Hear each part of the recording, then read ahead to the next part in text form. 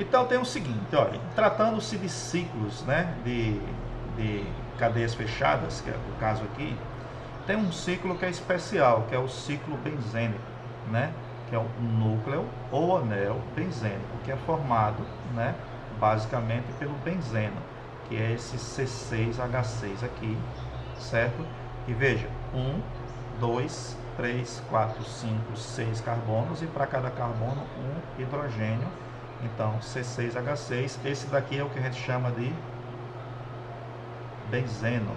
Quando ele está sozinho assim, a gente chama de benzeno. Esse benzeno ele pode aparecer em outras cadeias, como é o caso dessa cadeia aqui embaixo. Ó. Veja, ele pode aparecer em outras cadeias como parte dessas cadeias, né? Isso acaba se tornando, né, por essas características que ele tem, ligações duplas alternadas com simples, está vendo aqui?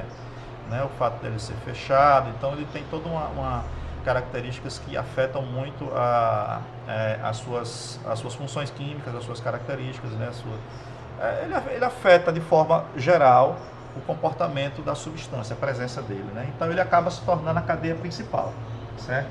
Então todo composto que tem a presença de um anel aromático, ele é um composto aromático, quando ele tem essa cadeia aqui.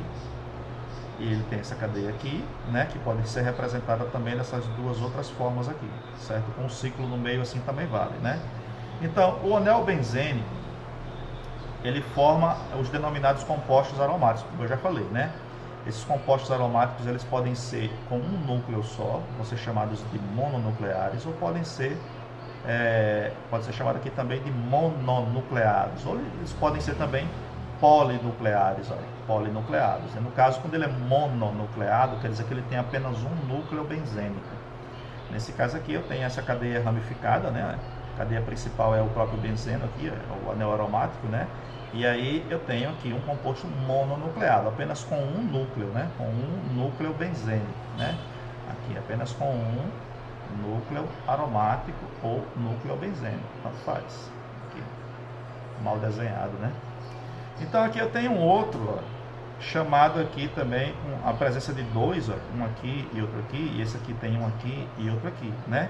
Observe que esses anéis aromáticos aqui, que faz com que esse composto aromático seja polinuclear ou polinucleado, quer dizer, com vários núcleos aromáticos, né?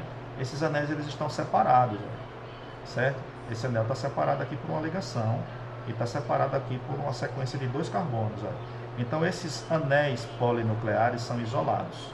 Ou então eu posso ter esses anéis polinucleares condensados, quando eles ficam com os lados assim, ó, certo? Um lado ligado no outro, ó. Um lado ligado no outro completamente e um lado ligado no outro completamente. Então esses polinúcleos, esses núcleos aqui, no caso aqui eu tenho dois núcleos, né? Um núcleo e dois núcleos aromáticos, aqui eu tenho 2 e 3 núcleos aromáticos, eles estão condensados, ligados pela lateral, certo?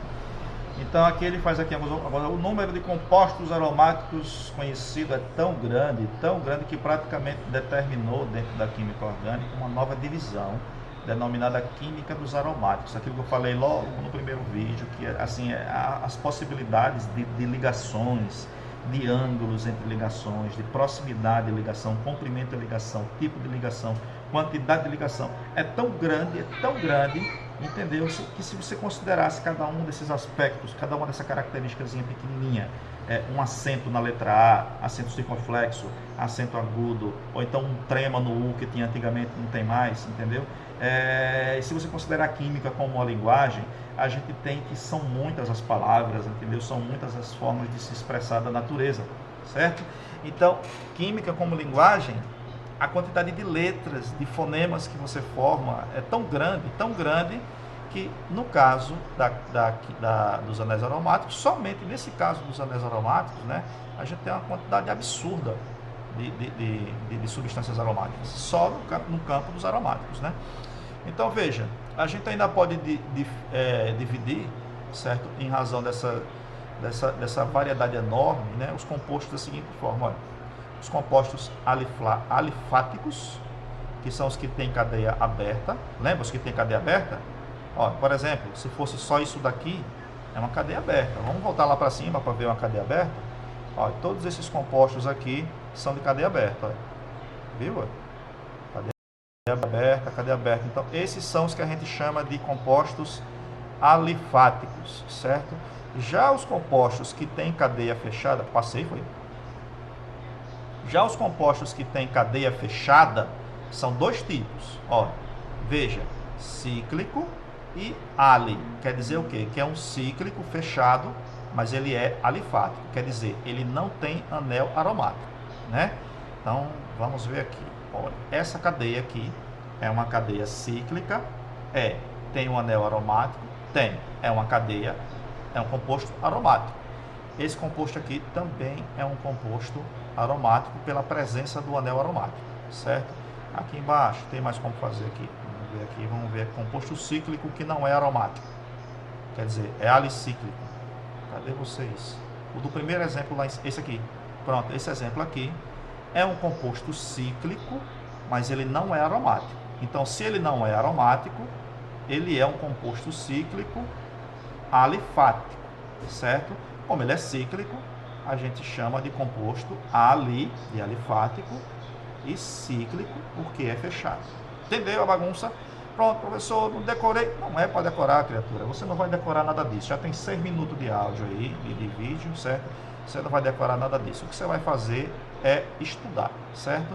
É fazer exercício para ir aprendendo a reconhecer essas coisas, tá certo? Então vamos parar aqui.